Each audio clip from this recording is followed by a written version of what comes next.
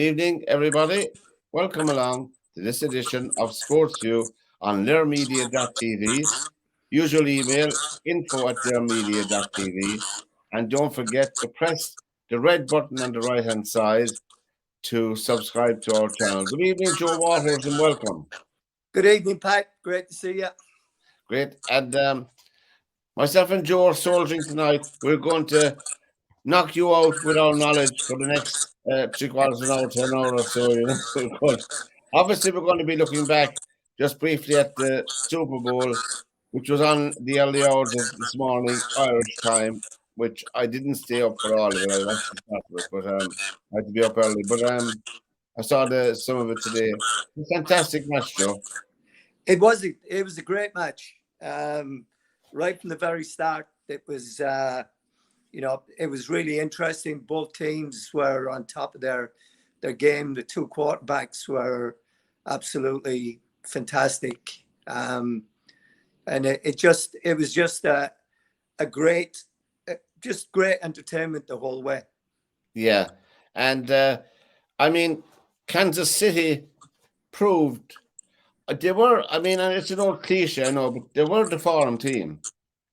Yeah. I mean, they've been good. This is their second one in 4 years, and to be honest, they could have won another one in there. So they're a very good team. But Philadelphia was very good, especially in the first half. What made it really something special was in the second half, Kansas City scored on every possession that they had. Right. And that was it. In the second half of the game, Philadelphia could not find a way to stop them. But I mean, obviously it was very close in the 38-35. Was it 38-35? Yeah. Yeah. Now, one of a few surprising things for me looking back at it, and really, the venue itself, there was only 64,000 seater. Yeah. But I'm just wondering. I mean, I don't know. I'm not at this side of the pond. We wouldn't be that familiar with American football, but I dare say it's one of the most popular sports in the United States.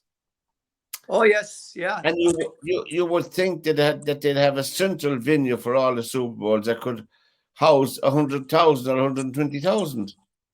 Well, I mean, they don't have per se a central location for it, but if you're looking at the Super Bowl, it's usually either in Florida or somewhere on the West Coast that is that's got the sunny climate. Like a place like Seattle would not get the Super Bowl because in wintertime you cannot guarantee good weather. Oh, I see. So I see. Yeah, the season. Of course, you're right. Yeah. The season is ending this time of the year, and as you said, half of the United States would be bad weather anyway. Yeah, it would. So that's why you see Arizona, California, Nevada, Florida. States like that normally host it. So yeah. So that's I'm surprised Las Vegas is not in there now because they've got a brand new stadium in Las Vegas for the Raiders. So I think they just switch it about. They go between California, Arizona, and Florida from year to year to year, and you're always guaranteed good weather in those places. And I mean, obviously, economically speaking, it would be a huge money spinner for Arizona. Oh yes, yes. I mean, it would be a whole week or a couple of weeks of spending for people going there and staying there and merchandising and shops and all that. It'd be a huge boost for the economy there. Oh yeah, it would. And actually, you talked about Arizona there and the boost to the economy. There's also a golf tournament going on down there in Arizona. Yeah. And, so that coupled with the the Super Bowl in itself is a huge event. Yeah, it is. But that in the golf tournament, I mean, there was some friends of mine were going down to Arizona to spend the weekend with their parents. Is it And they were Scottsdale? dreading, Scottsdale, was it? yeah, they were dreading trying to get in and out of the airport there. No, yeah. That these are all the things, I know. Oh They yeah. should have it. They should have it in Nebraska. Yeah. I tell you, there'd be camper vans Oh hundreds yeah, of no, miles there long. would be. But then it was a huge spectacle, fantastic into the season. And you know, we are getting a lot more coverage here now on this side of the ocean of the American football, you know.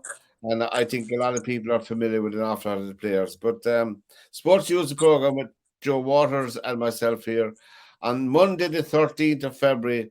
And I don't want any chocolates or roses. I don't like chocolates. I'm allergic to flowers, so you're sorted, lads. You're fine.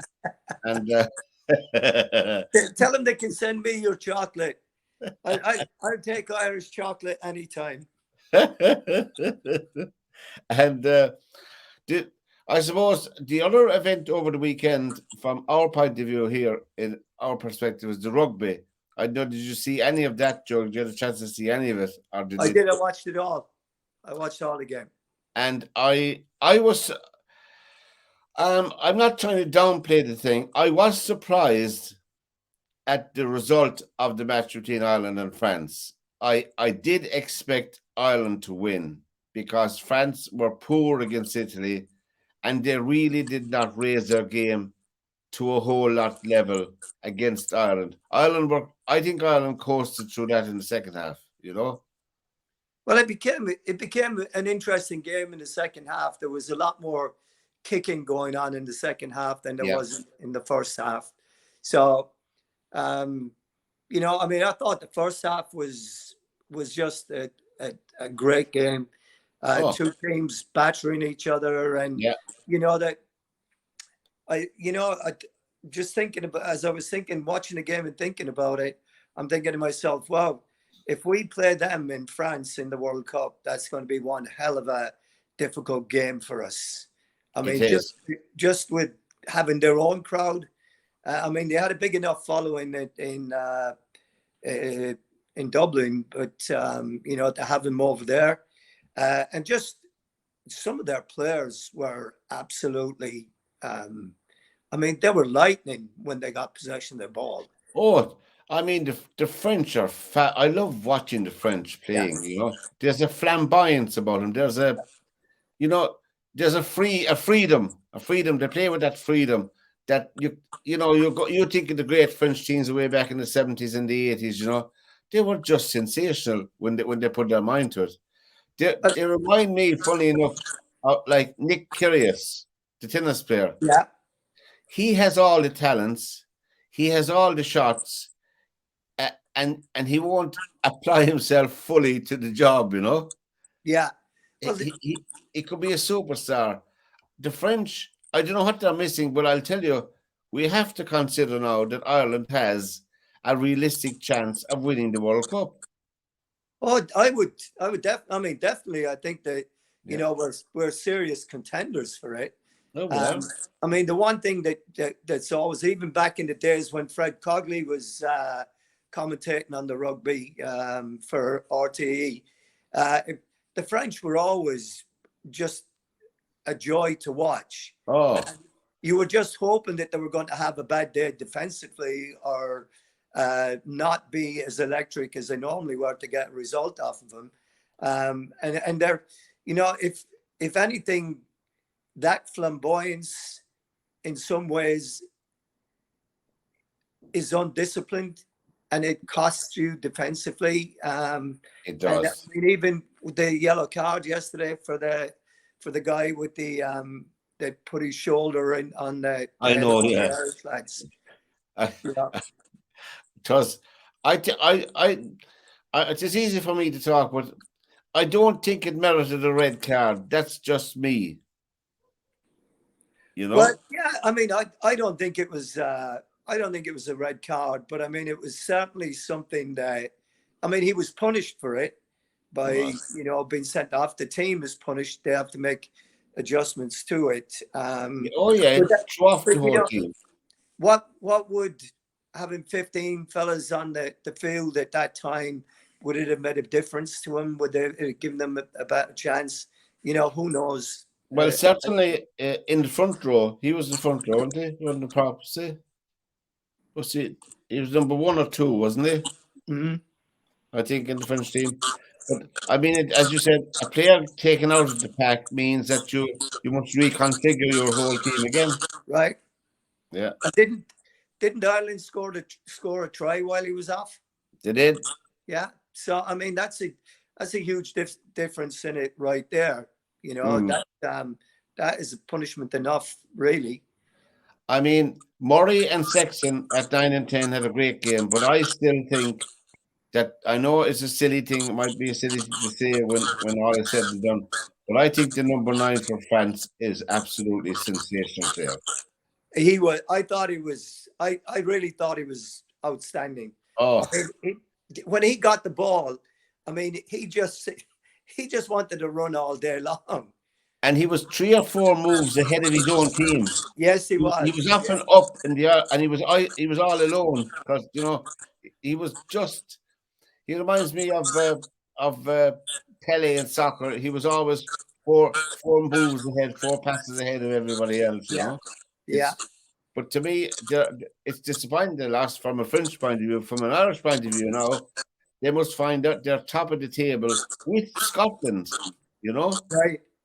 And Scotland, I'll tell you, Scotland will be no mean team. They're a tough team. They're well organised, Well, they are. And where do we play them? Do we play them in Dublin or in Edinburgh? I think they're played. They have England in Dublin. They have Scotland away. Yeah, and that's always a hard game for us. It is, even in the best of times. Yeah. And Wales, I think, are in total disarray. They don't have the players. That's the way it is. England and Italy match was probably the worst rugby match of the weekend in the Six Nations. It was just shocking, in my opinion. Yeah. I saw most of it. I couldn't watch it all. It was just, I don't know where England are. We won't know where they are till they come to Lansdowne Road, Yeah. And that's, I mean, that in itself is always another one. They're going to be fired up for that. They're going to be well stoked for that one, just because it's Ireland. And because we're the number 1 ranked team in the world, it's going to be absolutely a double incentive. And of course, Ireland's next match now is away to Italy. Yeah, and it's as they say in the old cliche, it's a game for nothing. You're expected to win it no matter what. So really, those ones, it always amazes me, when people talk like that, because you go and play a team like that and you beat them, for instance, right? And everyone goes, well, they didn't play that well. They didn't. They're expecting you to go and win these games in style and a lot of points. But that's not the way sports works. No. That's not the way games work. The other team show up, and they've got some pride as well. And it's very, very difficult. People just kind of get carried away with, well, we need to be better than that. We need to be playing more open rugby or this, that, or the other. Well, you know what? Like we talked about the French there, maybe the number 9, for as good as he is, and he's 3 or 4 moves ahead of the rest of his team, maybe that's an indiscipline right there, because if he loses the ball, then his team is caught trying to catch up with him, So again, you have to have an organization about what you're doing. You do. No matter what. And then, within that, then you allow the players to do their thing at the right moment, and you're hoping that they're going to choose the right moment to do that. So, well, all we can say is that the showdown now in the Six Nations will be between Ireland and Scotland. Obviously Ireland will have to beat England in the last match. I'm just saying that the Ireland-Scottish match is taking on a whole new scenario, particularly for the Scots, And there's been quite talks about the Scotland for a while. They've had a reasonably good international series, as well. Scotland as well, and I think that it augurs well for Ireland anyway going to the World Cup, and it's only over the road for us. It'll suit us where it's being held, but Sports use the program on learnmedia.tv. Don't forget to press the red button on the right-hand side as you look at it to subscribe to our channel. And thanks to all the comments, and we really appreciate the numbers are very good. Joe, we'll move quickly along to the Premiership, and there's a match tonight. Anna Moore, just to let you know, Joe, we'll tell the whole place. She's gone over to Anfield to the soccer match. Oh, she and is. she left us high and dry. So we'll have a discussion about her contract after the show, But she's over in Anfield at the match, and at the Liverpool match, the Liverpool. I think I don't like putting forward that a manager's time is up, but I think Klopp's time at Liverpool is what's the word? Is precarious, I say, Joe, is it? To be honest, I really don't think so. I really think that he has earned the right to redo and rebuild the team that he wants to rebuild. I don't know what the behind the scenes things were in terms of what players they were going to bring in and what have you. But, what he did with that team, if Man City hadn't been around and doing what they were doing, Liverpool would have probably won 2 or 3 premierships, Premier Leagues. So to be up against someone like City at that moment in time was and to just keep the chase going, keeping them honest all the time, was a huge achievement with a team that was getting older and older. And we all could see it. He can see it. And he's trying now to not make excuses, and he's trying not to say what he really wants to say about what he wants to happen, what he wants to do, because he's got these players till the end of the season, and they may just come good in the Champions League, Well, so one last hurrah on that. So, but I definitely think that, we've talked about it before, the style of play that he plays, you can only maintain that for a certain period of time. It is just too exhausting to make it a 10-year plan of the same players being able to do it. So if you're gonna play like that, you're going to have to constantly refresh your midfield and have your fullbacks, have people that are able to come in and out, and like for instance, Man City are able to do. If they don't play Riyad Mahrez, they play Jack Grealish. Yeah. If they don't play Jack Grealish, they play Phil Foden. Then they've got all the other guys in midfield and guys that they can bring in and out and the whole thing. So, a squad like that could maintain that because you have got fresh legs that you're able to bring in all the time. But Liverpool never had that real depth that they would be able to do that. And we're halfway through the Premiership. Liverpool have 20 games played. There were 60 points up for grabs. They got 32 points out of it so far. They've only 8 wins out of the 20 and a couple of draws. So really the statistics are pretty horrendous in one way for a club like Liverpool. But as you said, every team goes through. Manchester United, of course, were like that. We were talking about them the year before last, And in Man United, Rashford scored again, of course. Your old and 2 was it 2 or 3 now? I forget now on top of my head. They won anyway. And as I said, Harry Maguire is back in the team with no big fuss. Yeah, and just the whole attitude has changed around that team. Totally, and he had a good game. Yes, he did. Yeah, yes, he did. And I don't think he's going to be there long term. You No, know, I really don't, because he wants to be a consistent yeah, starter on the team, and I don't think that's in the future for him.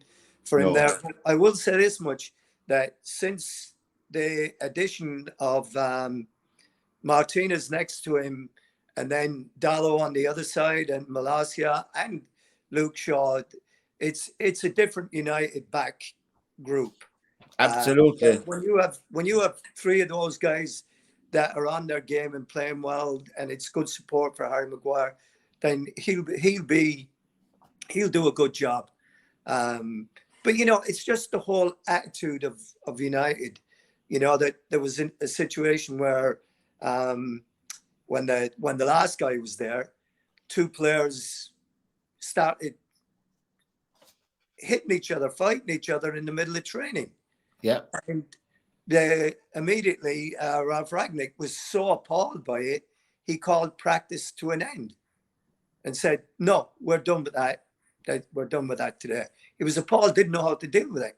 Well, Ten Hag comes in and immediately dumps those two players out of the United dressing room and sends them out on loan, one to Birmingham and one to on yes, the continent somewhere. And then, of course, the Ronaldo thing, and he's out. So all of a sudden, the dressing room is a completely different place. It's not. It's Ten Hag's dressing room, Joe. Yes, it is, and very much. And if Yeah, if there are any leaks, and they come back to them, then those people know what the consequences are going to be, and they're not going to be a Manchester United player for very long. that's true. Yeah. That's very true. Your old club, Leicester City. Yes, I watched that one as well. That was Yeah, they did that a was a good great number win. on Spurs. Yeah, that was a great win. And then and you know, it could have been worse. They had one chalked off.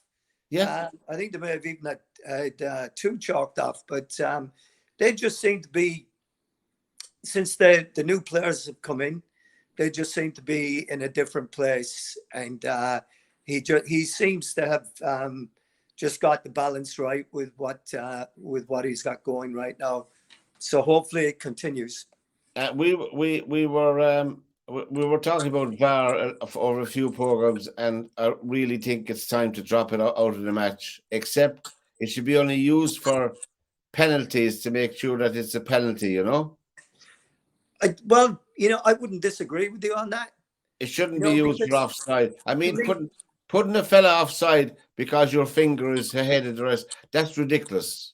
That's but up. you know, the beauty about the law as it was um, in my time, and the law that was for a few years afterwards, is that you always give the benefit of doubt to the attacker, right? Because it's goals that draw people into the games.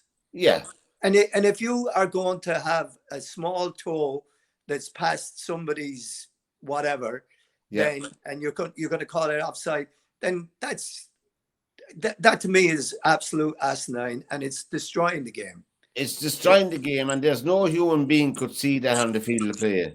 No, Nobody, and and it should not. It should not be allowed. yeah, You know. it shouldn't. And I No. mean, knowing that, we know that referees and assistants are going to make mistakes. That's okay. That's all a part of the game. Players make enough mistakes every game, right? Well, Saturday night, I watched my friend. I watched the highlights of the league show. You know, the Championship and League One and League Two. Yeah, No VAR. right, There's no VAR in those matches, and there's nobody died over the weekend in those matches. And right. there's no headlines really. And well, You and know. there's no emergency meeting called by the referees to No. talk about what went on and what didn't go on. There You you know, go. so it's the game will survive without it. And if you want to use it for penalties, or if the ball crossed the line or not, then Yeah, those are yeah, important things. But yeah. The the other goal. thing, You're right, Joe. It should be used for, is it a goal or isn't it a goal? Fine. Or is it a penalty or isn't it a penalty? But that's it. For that me, yeah, that's it. That's it. And you can't expect referees and linesmen, as you said, if your nose is ahead of the body. I mean, that's ridiculous altogether. Absolutely. yeah, I know we're talking about it. We spoke about it before. but it's absolute. Man City as a club, I was reading about it. We don't bore people to death. They can read about themselves about the financials carry on. It looks like they could be in serious trouble. To me, anyway, I was reading 2 or 3 people. I emailed a few people to see could we interview them next week or the week after, and there's the reporters, they might come on. I don't know. We'll keep our fingers crossed for that anyway, Grimsby Town, your old club, is another one of your old clubs. Colchester, they lost 1-0 to Colchester. I have never played against Colchester and won. Go away. They were always our bogey team. Even when we got promotion from the 4th division, we couldn't beat them. And I think I'm not sure if they went up with us or not. Maybe they didn't go up with us when we went into the 3rd division. But Southend and Colchester were always horrible places to go to, and there were always nighttime games. There were like Friday night games or Saturday night games, and it was back in the days where there was no motorways into Grimsby. So you were on the A46 to Lincoln, and then through Grantham, and then over the M1 down to Leicester, and onto the M1, and off you went. It was some of the trips that we had going to the likes of down the South Coast, and then you go down to Exeter and Torquay and Plymouth. Yeah, it felt like it took 2 weeks to get there. Yeah. And of course, the journey is a lot longer if you lost. Oh, yeah. But I can't read my own writing. But there was an incident, I know, did you see it at all, between Rangers and Partick Thistle in that match? I did see that, yeah. Now, I heard them talking about it because you can't see everything, otherwise you'd never go to bed. But I looked at it on YouTube, and I genuinely think it was an innocent mistake by the player that went down to score. Yeah. But that's not the first time. And then Rangers let him go all the way through and score, right? Okay. Same thing happened in an FA Cup match between Arsenal and Sheffield United when Arsene Wenger was there. Yeah. And Canu, Sheffield United put the ball out of play, and one of the Sheffield United players was throwing the ball back to the goalkeeper to restart the game. Well, Canu jumps in, goes around the goalkeeper and sticks it in the back of the net. Well, then Arsenal let them score, or whatever the controversy was in the finish. But someone asked Wenger after the game. He said, what do you think? He said, well, it was a mistake. He said, and should they get a replay out of it? He said, oh yeah, they should get a replay out of it. You know. And he said, would you be willing to have the replay at Bramall Lane? And Wenger looked at him. He said, I'm a sportsman, but I'm not stupid. There's only so far I'll go. That's right. Yeah.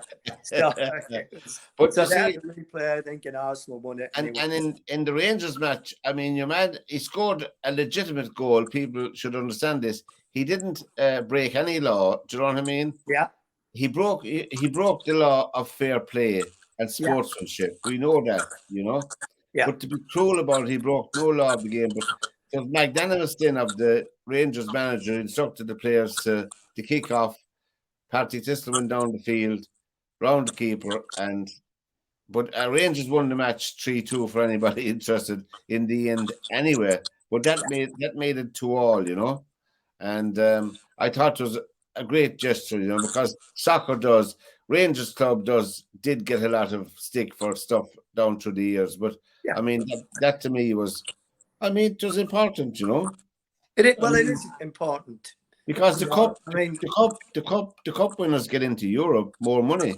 Yes, yeah, and so So I mean, hats off to Rangers Football Club. Hats off to the lads on the field.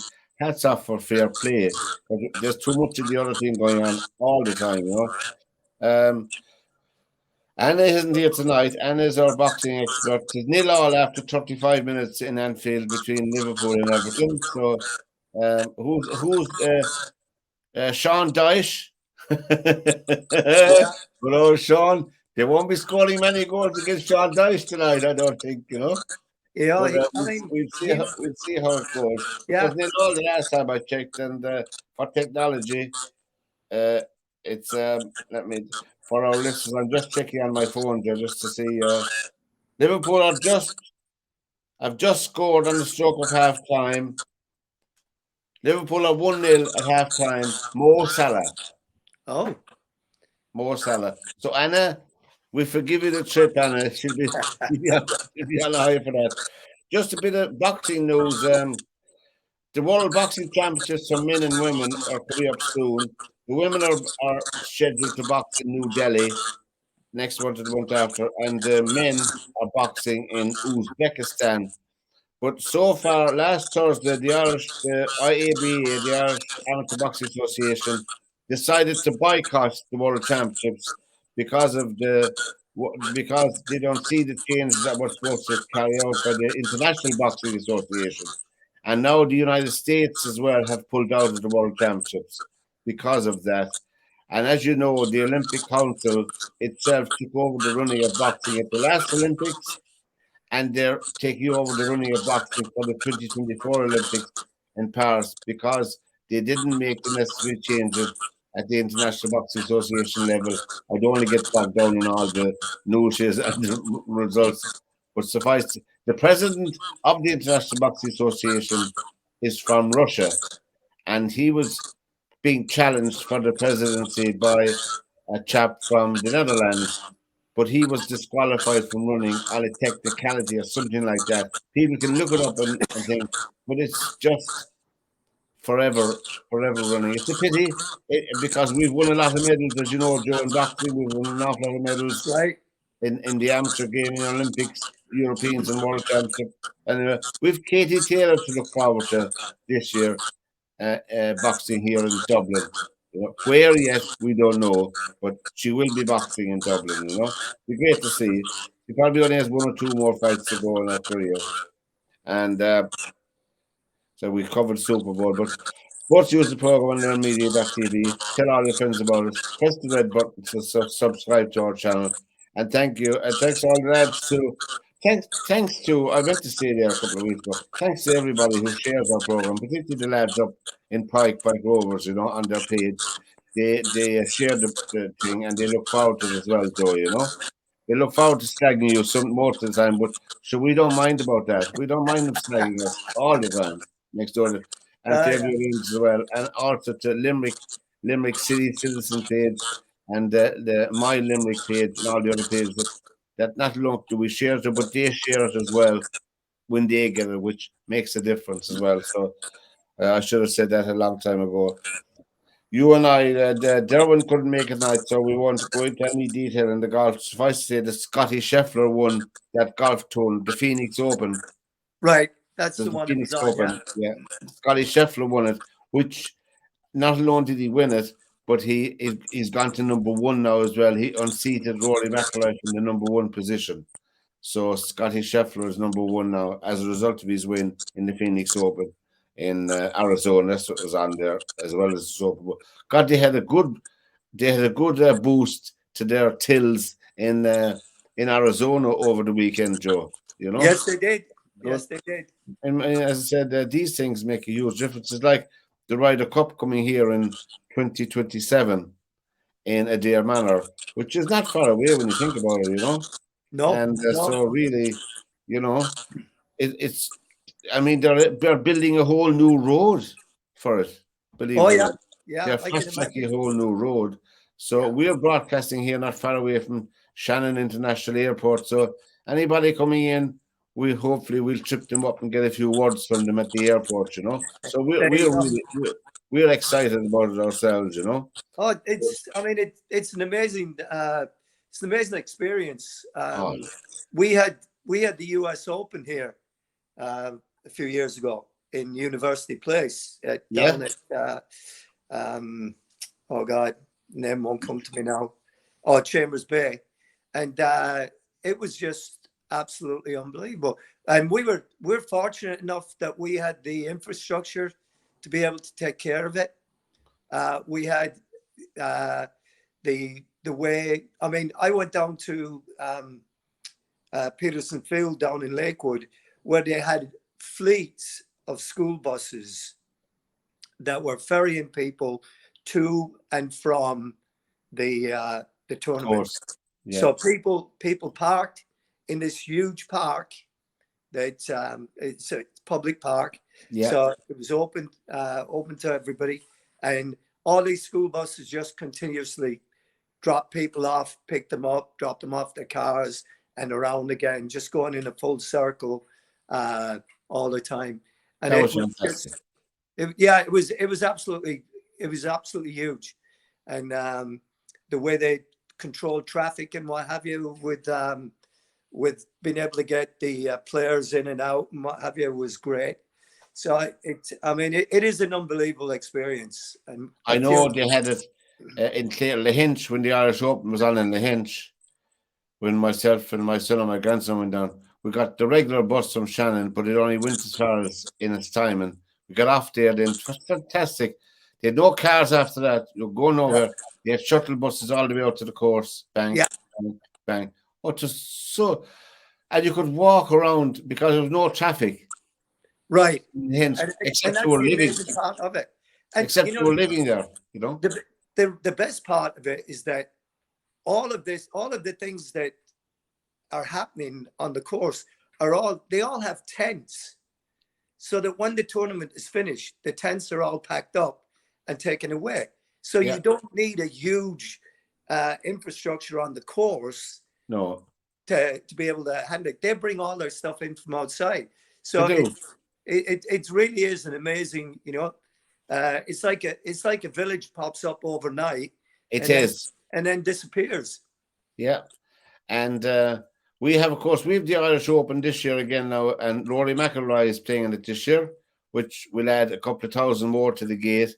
It's in the K-Tub outside Strafford in County Kildare, but it's at the Dublin border of Kildare, if you know what I mean. It's at the Dublin side of Kildare, so accessibility is fantastic. You just go up the M1 and just slide off to the right, and that's it.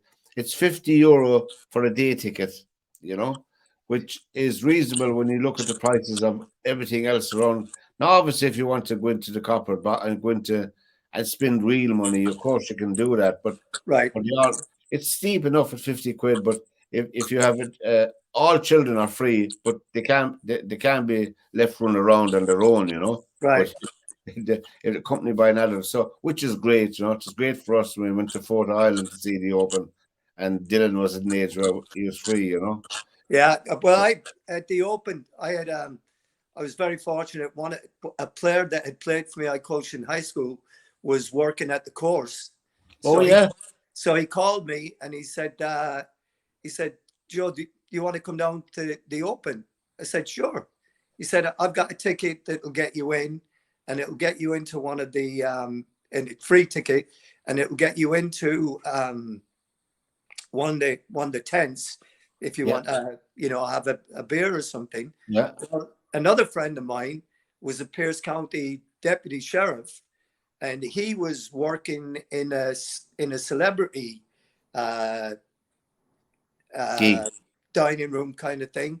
So he got me in there, and like Trent Jones was in there, and the governor of Washington State was there.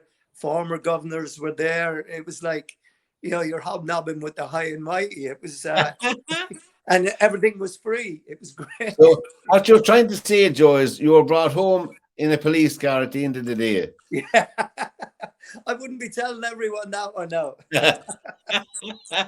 No, it's nice though. It's for people, you don't have to be into golf. There's the whole social aspect all around the golf as well, And the beauty about it, you can look at all the tee-off times and follow 2, 4, 6, or 8 golfers around, Or you can sit in the same spot if you have patience and see them coming through to the 18th green or teeing off the first tee.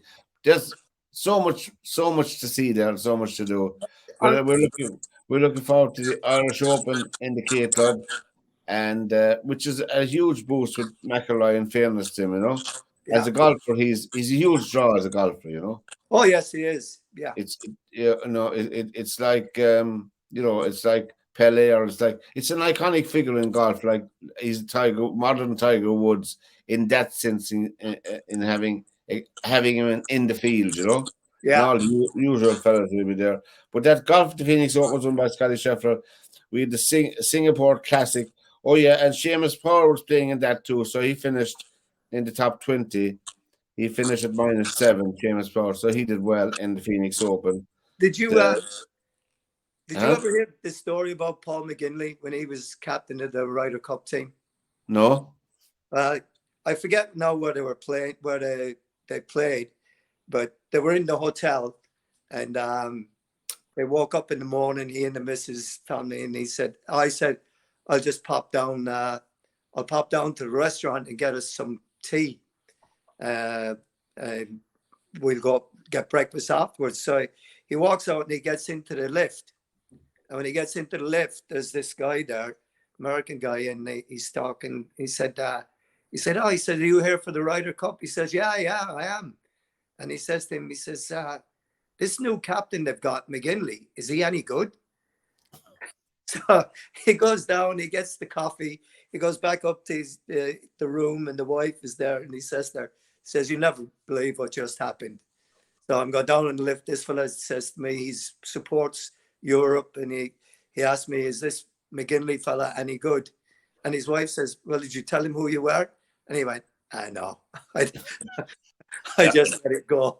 No. He'll see me after when the cup is Yeah. being presented. You can imagine the guy's face when he sees it. McGinley was an unassuming, nice guy though. Paul Yeah. McGinley, and Harrington as well. Harrington's doing well, but we're looking forward already to it. It's almost 4 years out, but anyway, it'll be a huge fill up for this part of the country in Ireland, the Ryder Cup. Hopefully you might be able to get over for it. Yeah. I'm hoping that we'll be able to wangle a few tickets for one of the days anyway. But there you go. I mean, yeah, you might be able to. To get into the periphery anyway, at least talk to one or two people, even to get in where all the outskirts, Yeah. It's I think it's 350 quid for a ticket. Is that what it is? Wow. Yeah. Well, it's 350 quid in Italy. Wow. That's where this year's Ryder Cup is on, All right. Wow. So I was checking the online, just 350 to 450 for a day, and so you see the crowds are limited. It's not like a regular tournament, Right. A regular tournament is a huge crowd. The Ryder Cup, you see, it's so competitive, and it's all 4 balls and foursomes the first 2 days that they cannot have the place overwhelmed with people, Yeah. And so I can understand that. So that's why the tickets have to be that price, because they can't leave in as many as they'd like to leave in, But it's still a fantastic occasion, Yeah, it is. And it still has a magic and a mystery about it. But that's something to look forward to. There was hurling over the weekend as well, Joe. Our National Hurling League was on. I didn't know, did you see any of that? Limerick got back on the horses again. Limerick had a win against Clare, their neighbours, Saturday night under lights. They had a comprehensive, easy win, let's face it, because the week before, Cork beat them down in Cork, So they had to get back on the horse again, and they did spectacularly well. Cork beat Galway up in Galway, so they have 2 wins out of 2. They seem to be going well. Tipperary went down to Kilkenny and beat Kilkenny in the league. Beat them comprehensively enough, So now, obviously, this is the league. See, teams are in different stages of training, Yeah. One team might have tapering down, other teams are being this called heavy training, if people understand that. So they'd be, at a different stage. So you can't read too much into anything, but winning is still important, as they say, But Limerick are still hot favourites to make it to 4 in a row in hurling. I saw that. Yeah, I saw that. I saw that they got some young ones in, got them some playing time. Oh, they're after finding 3 or 4 top class hurlers who will two or three of them could easily hold their place, Yeah, you know. yeah, But that's the way any manager would want a team, you know. And yeah. And I mean, I saw an interview with John Kiley, and he's saying, about the young guys. He said, yeah, they did well. He said, but if they're going to make the squad, they've got to be playing like this all the time, and not just a one-off kind of thing. So oh yeah, that is, I mean, that is great that they have that. But it's really interesting to hear, and to hear what Martin was saying about the depth of talent that's in Limerick now, and the amount of kids that are wanting to play hurling because of what's happening with the county team. it's you see, in the 90s and the noughties, they were saying the noughties particularly, they did invest, and I'm not saying they did invest in underage. It was a huge struggle because at that time Munster were at the zenith of their powers. They were winning European cups up the road, and so to get young people staying committed. I mean, obviously, if you're going to get paid to do it, you'll go, you know. Right. And so they found a way. And in fairness to JP McManus, you know, put his money where his mouth is, and the fruit of their endeavour is this team and many other teams coming up behind them. It's just sensational, and there's a revitalisation of club hurling in Limerick City, which was absent for a while, you know. So Yeah. you had that as well. So fair play to them. I mean, there was a huge amount put in, but I don't know how Limerick. I mean, their fitness level. The only thing that'll come against them is if people get. I don't want to be complacent on saying players themselves to keep that enthusiasm going is very tough, very challenging. You can be fit, you can be skillful, but to have that desire after doing it over and over again, you know, that's the only thing that might beat them. Well, but I mean, the thing there, and I mean, we touched on it earlier as Mm, well. I mean, in soccer, the same thing. Liverpool are a perfect example of it, in that they didn't have the youth or the infrastructure to be bringing young players through to continue what they were doing. Whereas it looks like in the Limerick setup that they're under 18s, they're under 20s, or whatever the age groups are in hurling. I'm not sure about that. But they have those ones coming behind that are all being successful as well and challenging. So, like getting 3 or 4 of these kids into into league matches yeah, before you get to the championship is, I mean, is a huge deal. So if you're bringing those guys in, then you're all the time just reloading, as they say, and hopefully they're able to keep that up. yeah. Now, what was I going to say? We have, I suppose, we have the Rugby World Cup to look forward to the rest of the year. The NFL season is over now in America, so do you know the college season? Does the college season in college football, does it run in parallel with the AFC and stuff like that? NFL. With the NFL, yeah, yeah, Yeah, they play on Saturdays during the season. The NFL doesn't play on Saturdays. That is college football day. So they play, and they get to what they call the bowl games. So in all, you have the Orange Bowl, you have the Sun Bowl, you have the uh, the Rose Bowl. I mean, they have all these bowls at the end of the season that all these teams are invited to. You have the Sugar Bowl, the Orange Bowl. They have all of these, and all the the top teams get invited to these bowls. Makes a lot of money for the university, but I mean, when they go to these things, they don't just take the team with them. They take the school band with them, the marching band with them. They take all their trainers, all their backroom staff, everybody. I mean, it is an absolute like clear out of practically the whole campus when they go. A jamboree. Yeah, it's a huge deal. It's a huge deal, and that usually finishes on New Year's Day, and that's just about when the serious business of the NFL playoffs get going. Around Right.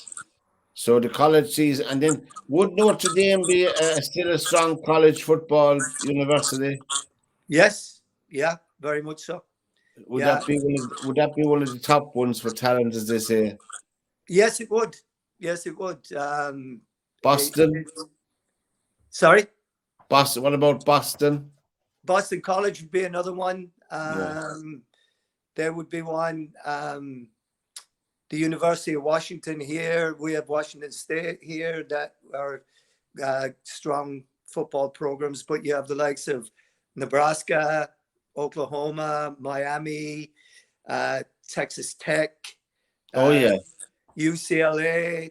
yeah. BYU, Brigham Young University. You have Stanford. You have, I mean, there's just a million of them. And Joe, those what am I calling about? Those football.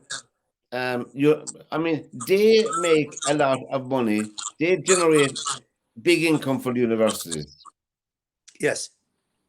And obviously universities are always looking for money because it's in education as well. You're giving people an education as well as a possible shot at a professional career.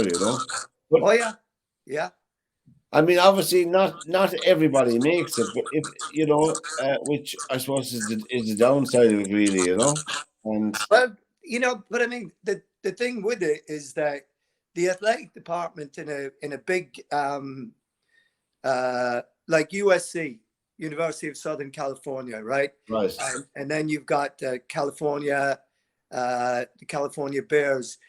When you have universities of that magnitude, the athletic department there, the amount of money they bring in through football and through basketball, because basketball is another paying sport, but it provides facilities for all the rest of the programs that they have. So, I mean, they have everything so you go from football to basketball, you go to baseball, you go to soccer, men's and women's, fast pitch, golf. Athletics. They have athletics scholarships, of course, as well. They have athletics as well. Then they have swimming scholarships. Yeah. Would they have a good boxing program, boxing scholarships as well? I have not seen that there's any boxing there. To be honest, I haven't noticed that, but there are swimming. What you call it? There, I'm blanking on gymnastics. Oh yeah, gymnastics program, wrestling programs, tennis. So I mean, they have all sorts of stuff that they're supporting through that athletic department, and the two football coaches in Washington State, at the University of Washington up in Seattle, and then Washington State University over in Eastern Washington. The two football coaches are the highest paid state employees in Washington State. They make more than the governor of the state. So, yeah. They even make more than the president of the United States. Yeah, probably, yeah. Yeah. So, but we won't go there. Yeah. Because sometimes their salary it doesn't reflect the man. Anyway, so sport-wise, of course, it's healthy as well and all of that, and healthy, and it has saved a lot of people, from poverty, from just the well-being of the whole lot. And there's a good emphasis, which I think is fantastic. It's very well. I don't have to tell you, Joe. You're well familiar with it. It's very well, and I think there's a lot more emphasis now in Ireland at our few universities as well on sporting endeavours and all things sporting. Because it's not all academic, although that is important as well for students, but have a more wholesome, grounded approach to their lives. And if they don't get enough points to become a doctor, they're not a failure. with all apologies to doctors, you know, there's so many other things. There's so many options. That's what we're saying to people, you know. Oh yes, for sure, for sure. So, and I want to congratulate my neighbours, Newmarket and Fergus, Joe. You know where that is out here. Oh yes. And they're into the quarter final of the Junior Cup, the Oh, they Ireland are. Junior Cup, and it's fantastic achievement for them. I think they won it once ever, but I think they won it once. I think I'm not too sure. Don't hold me to that. But I wish them well anyway. Yeah, And, and didn't Ballinanty Rovers have a good win in Dublin? they did. Ballinanty won as well. They did. They have another match now, and if they win that, they'll be in the last 8. Oh, okay. Yeah. Good for them. Fairview were beaten Oh wow. and on penalties. So commiserations to Fairview. But anyway, from this neck of the woods. Anyway, from this edition, Joe, of SportsView, hopefully we'll see each other again next Monday night. Anna will be on a high because if Liverpool stays the same. Half-time, Anna, her heart has stopped, and she's nice and calm now because they're 1-0 ahead this day. And so Joe, from Joe Waters and myself, till we meet again next Monday night, Joe, take care and good luck for the rest of the week. Thanks, Pat. Take care.